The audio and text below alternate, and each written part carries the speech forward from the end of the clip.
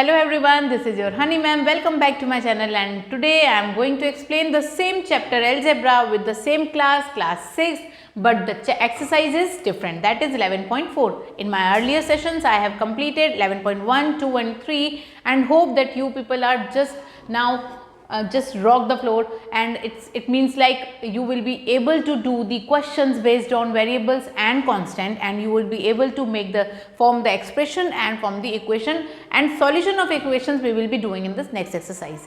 So without wasting a single minute, I am just going to explain 11.4 with the same question, with the question number 1 actually, and that is what: answer the following. Take Sarita's present age to be y years. Okay, Sarita's present age is ठीक, what is that? Y years. ठीक, okay. What will be her age after 5 years from now? 5 years from now, age 5 years from now. अभी अगर वो y है तो 5 साल बाद वो 5 + y ईयर्स होगी कि नहीं? अगर आप अभी 12 ईयर्स के हैं तो 5 साल के बाद 12 + 5 होंगे। वैसे ही सरिता भी होगी, ऐसा तो नहीं है कि सरिता की एज नहीं बढ़ेगी, उसकी भी एज बढ़ेगी। ठीक है, first concept done. Next is what कि what was her age before 3 years, मतलब एज 3 ईयर्स बैक, 3 साल पहले उसकी एज क्या थी? तो जो आपकी थी 12 - 3 9, वैसे ही y - 3 ईयर्स। ठीक, तो आपका इसका मतलब है कि अभी की प्रेजेंट एज से उसकी एज 3 ईयर्स को क्या कर देना है? माइनस कर देना है, तो आ जाएगा आपका the required age. Then third is Sarita's grandfather is 6 times her age of her grandfather की एज क्या है? ठीक है, what will be that? 6 times, मतलब कि 6 × y, तो क्या हुआ? 6 × y 6y, तो क्या हो गई इसकी एज? 6 × y हो गई 6y, 6 × y 6y ईयर्स। ठीक, फिर क्या है नेक्स्ट? ये हो गई, ये देखिए 1 by 1 आपके क्वेश्चन सॉल्व होते जा रहे हैं। फिर नेक्स्ट क्या है? फोर्थ सिचुएशन क्या है? सरिता's फादर्स एज नहीं, grand mother is 2 years younger than the grand father, तो एज ऑफ ग्रैंड मदर। अब देखिए आपको बताना है सरिता की एज से नहीं, उसके ग्रैंडफादर की एज से ग्रैंड मदर की एज 2 years कम थी, तो क्या हुआ? 6y - 2, क्योंकि ग्रैंडफादर की एज क्या थी? 6y, और वो उनके ग्रैंडफादर से 2 years यंगर थी मतलब 2 साल छोटी। तो अगर आप 12 साल के हैं तो आपका कोई यंगर ब्रदर या सिस्टर है वो 2 साल छोटे हैं, तो व्हाट विल बी दैट? 12 - 2, वैसे ही ग्रैंडफादर -2 years, तो will be grandmother's as.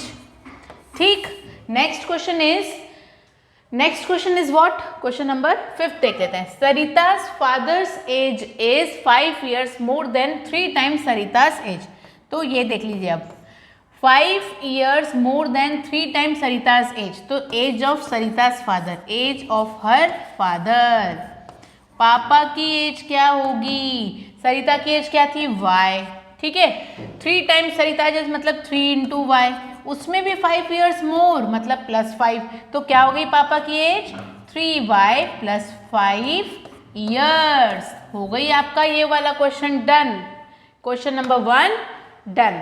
तो ये रहा आपका क्वेश्चन नंबर 1 का पूरा सॉल्यूशन, और मैं एक्सपेक्ट करती हूँ कि आपका ये क्वेश्चन क्या होगा, आपको बिल्कुल क्लियर होगा। तो नेक्स्ट क्वेश्चन, नेक्स्ट स्लाइड में जाने से पहले इस स्लाइड को हम ले लेते हैं, ड्रैग कर लेते हैं, ताकि आपका ये वाली स्लाइड यहाँ पे भी यूज हो, और it will be like question number B से स्टार्ट करते हैं। ठीक है, फर्स्ट का बी, तो फर्स्ट का बी आपको क्या बोलता है? The length of the rectangular hall is 4 meters less than 3 times the breadth of the hall, मतलब लेंथ ऑफ द हॉल को ब्रेथ ऑफ द हॉल से कंपेयर कर रहे हैं। ब्रेथ ऑफ द हॉल तो आपको दी ही नहीं हुई है, लेकिन वो बोल रहा है what is the length if the breadth will be metre, तो breadth of hall is b metres. ठीक, तो लेंथ विल बी क्या है? लेंथ का क्या है? लेंथ ऑफ हॉल क्या दिया हुआ है आपको situation is 4 metres less than 3 times the breadth. पहले 3 टाइम्स द ब्रेथ करो और फिर लेस करो 4, तो हो जाएगा आपका क्या लेंथ 3b - 4। आ गया आंसर। आपको इसमें कोई भी एरिया और पेरीमीटर निकालने की जरूरत नहीं है, आपको सिर्फ लेंथ और ब्रेथ निकालने की जरूरत थी और वो हो गया आपका क्वेश्चन नंबर फर्स्ट का बी डन। अब फर्स्ट का सी देखते हैं। Rectangular box has height h, तो हाइट ऑफ बॉक्स क्या दी हुई है h सेंटीमीटर दे दिया हमने। फिर क्या दिया हुआ है its length is 5 times the height.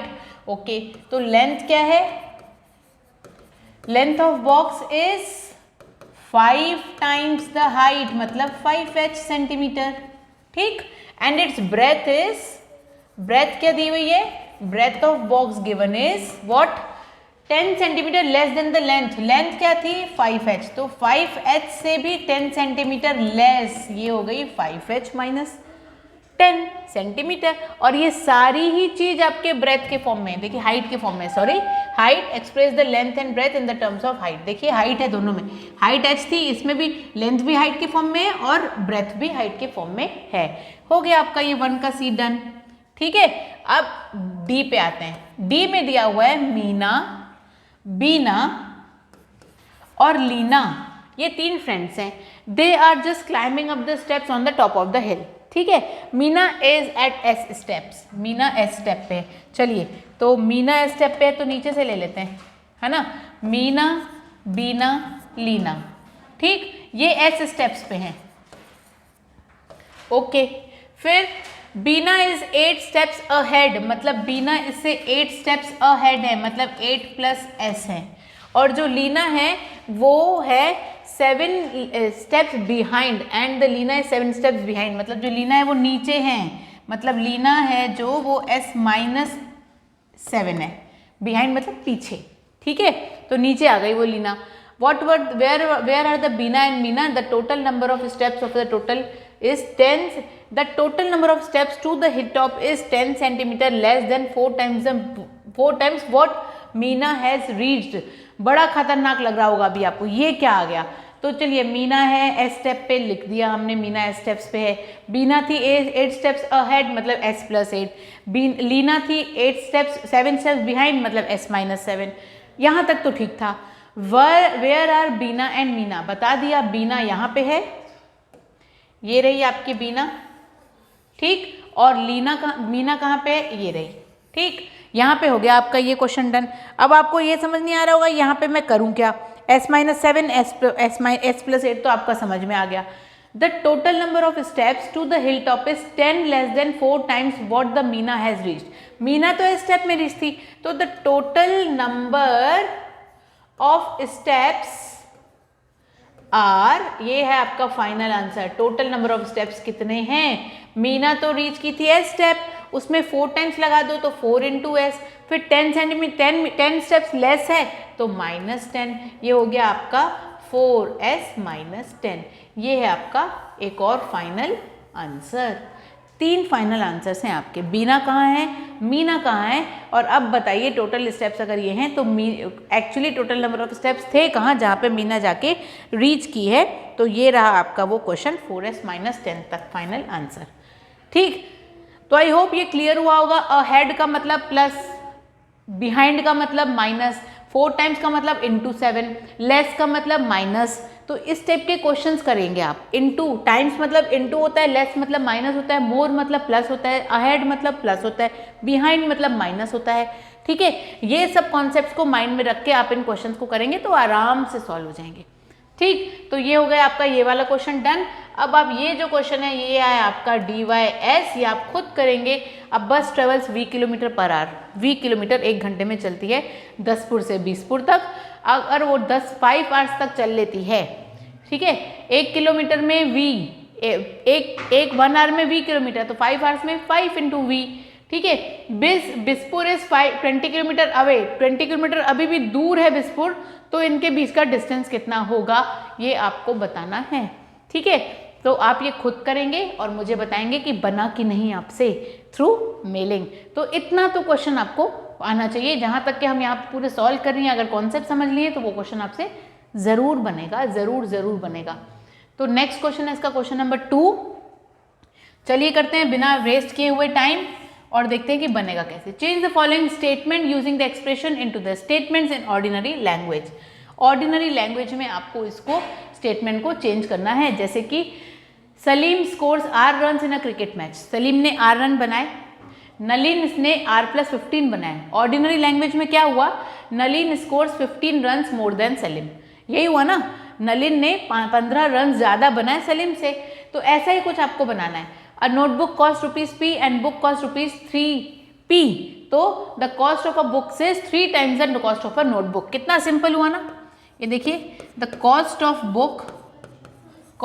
A book is 3 times the cost of a notebook, the cost of a notebook। खत्म, ये हो गया आपका पहला क्वेश्चन डन। ये हो जाता है इस तरफ से कंप्लीट, ठीक है।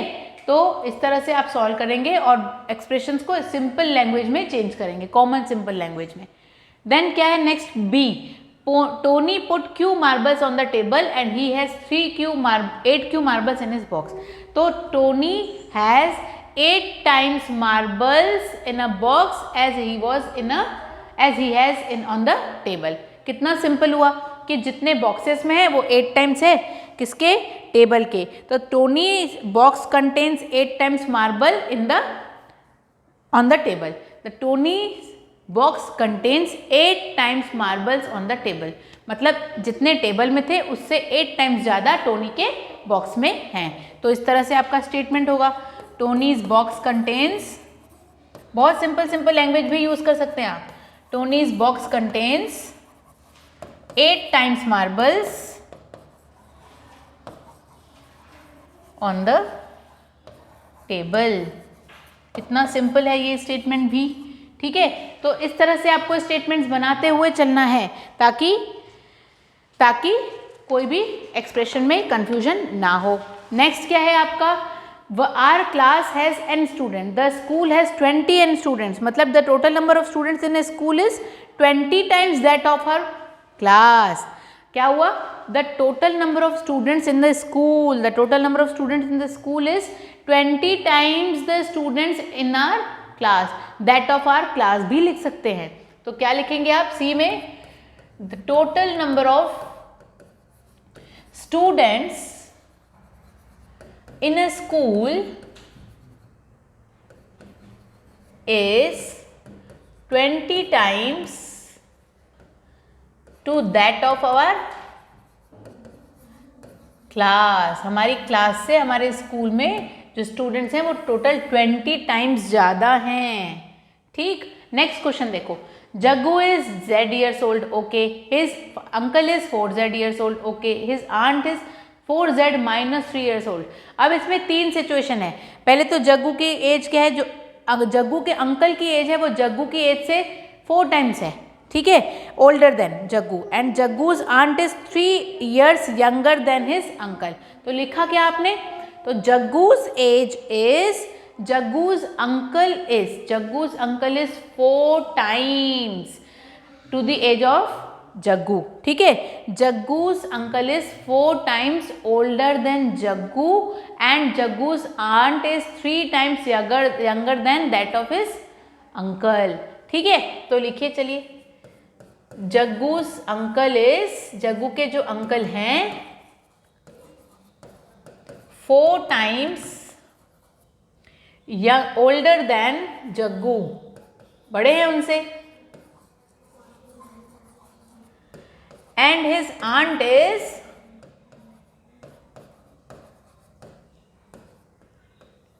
3 years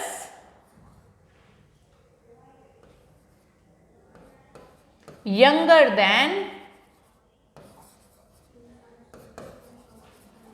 हिज अंकल। देखिए कितना सिंपल हो गया, आ गया आपका आंसर, ठीक।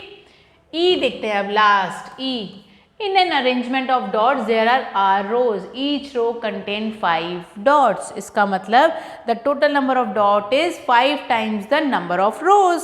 कितना सिंपल है, the total number of dots is 5 times the number of rows. बहुत सिंपल, ठीक। रो कितनी है, आर है, और डॉट्स कितने हैं उसमें, हर डॉट पे, हर रो पे 5 डॉट्स हैं, तो 5 इंटू आर मतलब 5 टाइम्स द नंबर ऑफ रोज। खत्म। कितना सिंपल। इसकी प्रैक्टिस आप इसलिए ज़्यादा करेंगे क्योंकि इसमें स्टेटमेंट्स हैं जो कि इंग्लिश में हैं, जिसमें कन्फ्यूजन हो सकता है। यंगर लिखना है कि ओल्डर लिखना है, टाइम्स लिखना है कि डिवाइडेड बाय लिखना है, मोर लिखना है कि लेस लिखना है। कॉन्सेप्ट अगर क्लियर है, इंग्लिश अगर परफेक्ट है या नहीं भी है, इम्परफेक्ट इंग्लिश के साथ भी ये छोटे छोटे स्टेटमेंट्स तो आपको बनाने आने चाहिए। नहीं आते हैं तो do the practice of it, you will be very soon getting how to do this questions. ठीक है, करते हैं नेक्स्ट क्वेश्चन। नेक्स्ट क्वेश्चन के लिए हमको एक स्लाइड चाहिए और स्लाइड के लिए हमको क्या करना पड़ेगा, इसको ड्रैग। तो करते हैं ड्रैग, नो इशू। आते हैं क्वेश्चन नंबर 3 पे। Given Munnu's age to be x years. Okay, the age of Munnu, age of Munnu कितनी है, x ईयर्स है, ठीक है। Then can you guess what x minus 2 में show, think that Munnu's younger brother, ठीक है। Can you guess what x plus this में show, what 3x plus 7 में शो। हाँ बिल्कुल बोल सकते हैं। Let the age of the Munnu is 2 years younger than Munnu. The age of the Munnu's brother is 2 years younger than him, मतलब x minus 2. The age of his elder sister is 4 years more than Munnu, तो x plus 4. The age of his father is 7 years more than 3 times the age of Munnu, मतलब 3x plus 7. कितना कुछ हो गया। तो आप इसमें brother, younger brother, Elder sister और पापा या मम्मी की एज भी आप शो कर सकते हैं। तो ये था आपका एक एग्जाम्पल जो आपको आराम से बता रहा है कि how can you do this type of question. Next question देखो। Given Sara's age today to be y years, ठीक है। सारा की एज आज y years है। Think of her age in future और इन द पास्ट, ठीक है। फ्यूचर में भी सोच लिया। The Sara's age after 7 years will be y plus 7.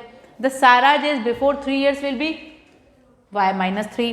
The Sarah's age after 4.5 years will be y plus 4.5. The Sarah's age before 2.5 years will be y minus 2.5. तो ये होता है कि हमने कैसे उसकी एज को प्रेजेंट पास्ट में सोचा, ठीक है। तो हो गया आपका, ठीक। तो इस तरह के क्वेश्चंस हैं जो बहुत सारी चीज़ों को आप थिंक कर सकते हो, समझ सकते हो, उसके ऊपर एक्सप्रेशन भी बना सकते हो स्टेटमेंट में, और एक्सप्रेशन का स्टेटमेंट बनाना और स्टेटमेंट से एक्सप्रेशन बनाना, ये दोनों ही पॉसिबल हो सकता है तब जब आपको मोर लेस टाइम्स का कॉन्सेप्ट पता हो जाएगा। More less times, twice, thrice,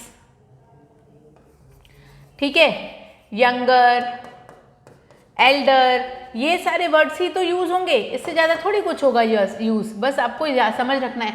years from now, ठीक है, ये फ्रॉम नाउ आएगा तो मतलब आज से 5 साल बाद या 4 साल बाद।